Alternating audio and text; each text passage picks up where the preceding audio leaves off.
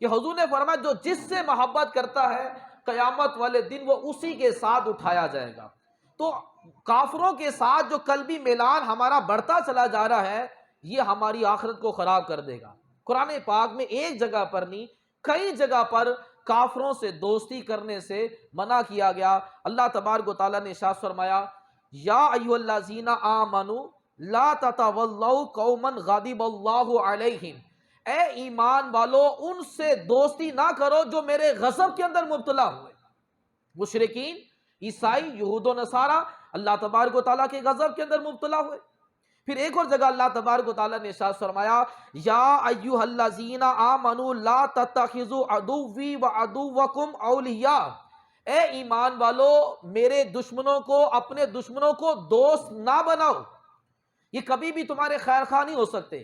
اللہ کے دشمنوں کو دشمن سمجھنا ضروری ہے، نبی کے دشمنوں کو دشمن سمجھنا ضروری ہے۔ پھر ایک اور جگہ اللہ تبارک و تعالیٰ نے ارشاد فرمایا، یا ایھا الذین آمنوا لا تتخذوا الکافرین اولیاء من دون المؤمنین، مسلمانوں کو چھوڑ کر کافروں کو دوست نہ بناؤ۔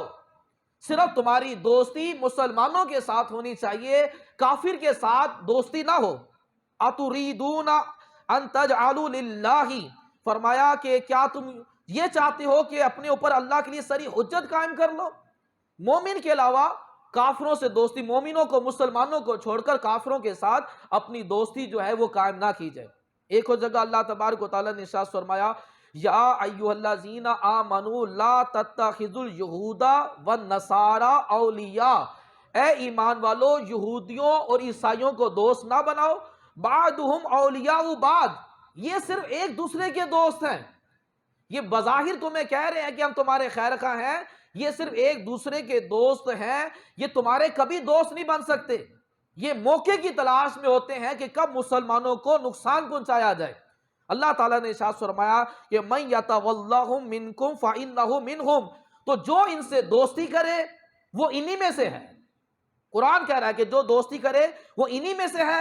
ان اللہ لا یہدی القوم الظالمین، اللہ بے شک اللہ تبارک و تعالیٰ ظالم قوم کو ہدایت نہیں دیتا۔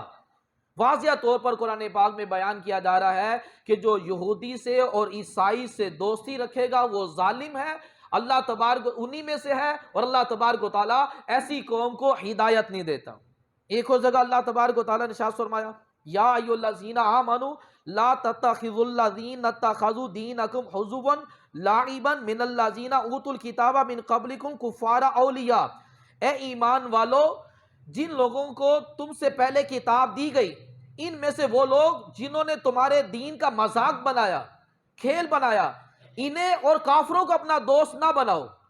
واتقوا اللہ ان کنتم مؤمنین، اگر تم اللہ سے ڈرتے ہو، اگر تم ایمان والے ہو تو ان کافروں سے اور دین کا مذاق بنانے والوں کے ساتھ دوستی نہ کرو۔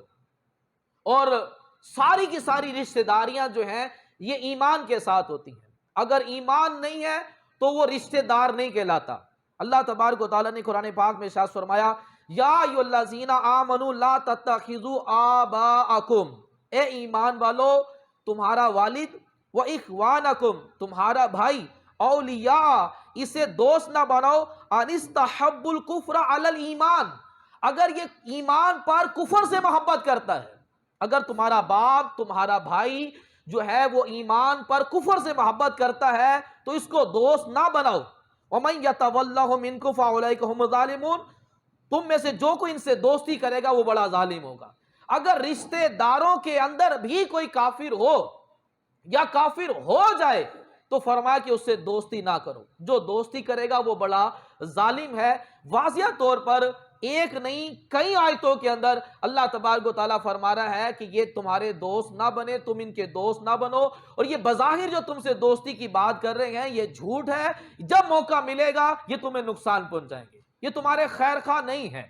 اب اللہ نبی پاک صلی اللہ تعالیٰ علیہ وسلم جب حجۃ الوداع کے موقع پر حکم آیا کہ اب کوئی مشرک حرم میں نہیں رہے گا، جتنے مشرک ہیں سب کو حرم سے نکال دیا جائے، اب قیامت تک کوئی کافر حرم کی حدود میں داخل نہیں ہوگا، تو صحابہ کرام نے کہا کہ یہ تو اعتراض کیا تو یہ بڑا مسئلہ ہو جائے گا، کیونکہ مشرکین میں بڑے بڑے تاجر ہیں، ہماری ان کے ساتھ تجارت چلتی ہے، ہماری اس سے معاشیت بڑی اسٹرانگ ہو رہی ہے، یہ تو کام خراب ہو جائے گا۔ تو اللہ تبارک و تعالیٰ نے ارشاد فرمایا کہ تنگ دستی کا فکر نہ کرو، کافروں کو چھوڑو، ان کو یہاں سے نکالو، میں اپنے فضل سے تمہیں غنی کر دوں گا۔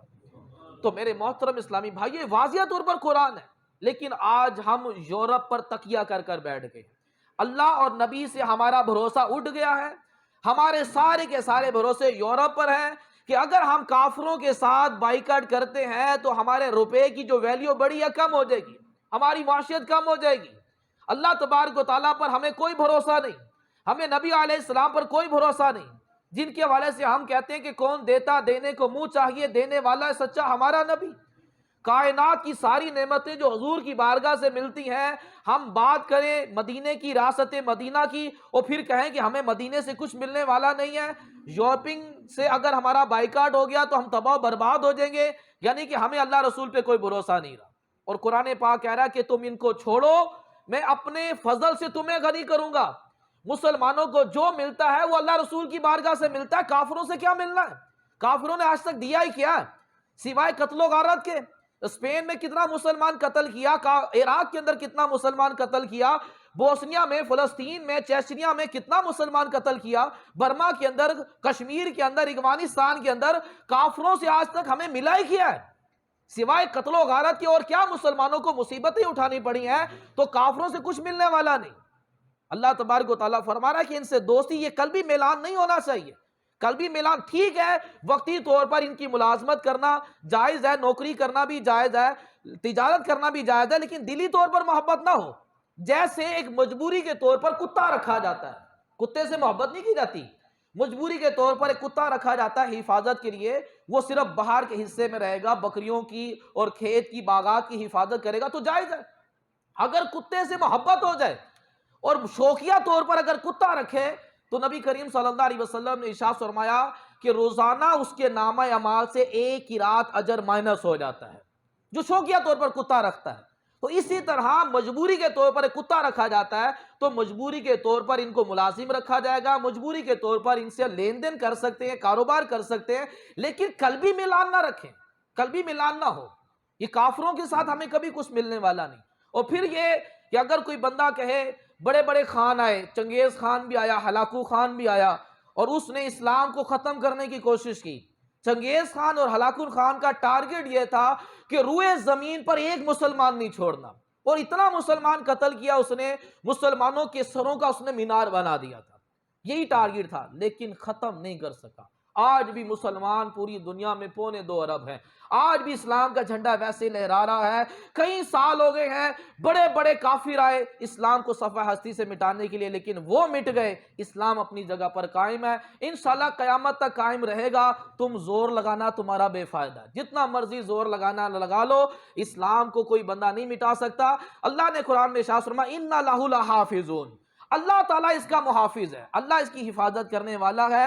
تو جو جتنا مرضی لبرل لوگ سارے دنیا کے مل کر کوشش کر لیں، جتنا مرضی سوشل میڈیا پر اسلام کے خلاف پوسٹیں ڈالیں، جو مرضی کر لیں، جتنی مرضی کرائے کی عورتیں بازار میں بھیج دیں، میرا جسم میری مرضی کے نعرے لگائیں، وہ اسلام کا کچھ بگاڑ نہیں سکتی، اور قیامت تک انشاءاللہ یہ اسلام رہے گا، اسلام کا کوئی کچھ بگاڑ نہیں سکتا۔ تو بہرحال آج کا میسج یہی ہے، میں نے آپ کو قرآن کی آیتیں سنائی ہیں کہ قلبی میلان کافروں کی طرف نہیں ہونا چاہیے، کافروں سے محبت نہیں ہونی چاہیے، صرف محبت مسلمانوں سے۔ مسلمان کو چھوڑ کر اگر بندہ کافروں کے ساتھ دوستی کرے گا تو اللہ تبارک و تعالیٰ نے فرمایا کہ یہ ظالم ہے، اور ظالم قوم کو میں ہدایت نہیں دیتا۔